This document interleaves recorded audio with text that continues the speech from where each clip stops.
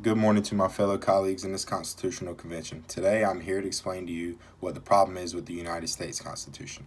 The United States of America needs to turn things around very quickly. Slavery is one of the most unfair acts that this world has ever seen.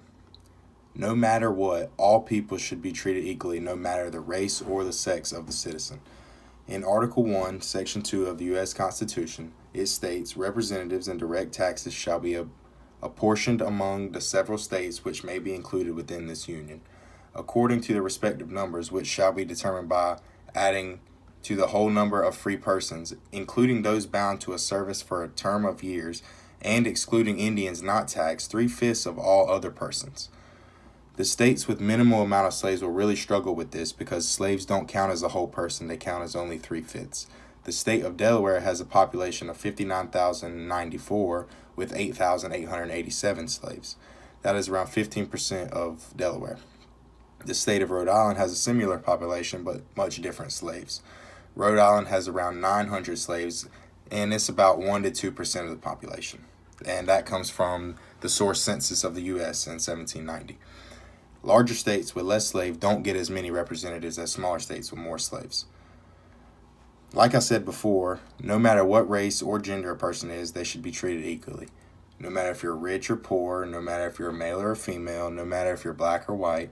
In the Centennial, it states, your Constitution further provides that in controversies respecting property and in suits between man and man, the parties have a right to trial by jury, which ought to be held sacred. It also provides and declares that the people have a right of freedom of speech and the writing and publishing their sentiments. Therefore, the freedom of press ought not to be restrained. And that comes from the source Sentinel number 1. A person of Congress should not be allowed to barge into someone's home no matter who they are. Privacy is privacy and it should always be respected. If a congressman or law enforcement officer has a warrant to search or seize your property, that is totally different. My final claim about the unfair world we are living in today is about the money being taken from everywhere. In John DeWitt's article, it states, some are heard to say, when we consider the men who made it, we ought to take it for sterling, and without hesitation, that they were collected wisdom of the states, and had no object but in the general good.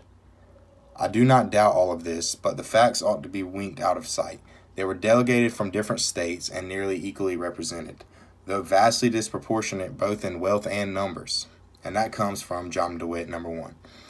This is showing that they were equally represented, but the money and other numbers were spread out like wildfires.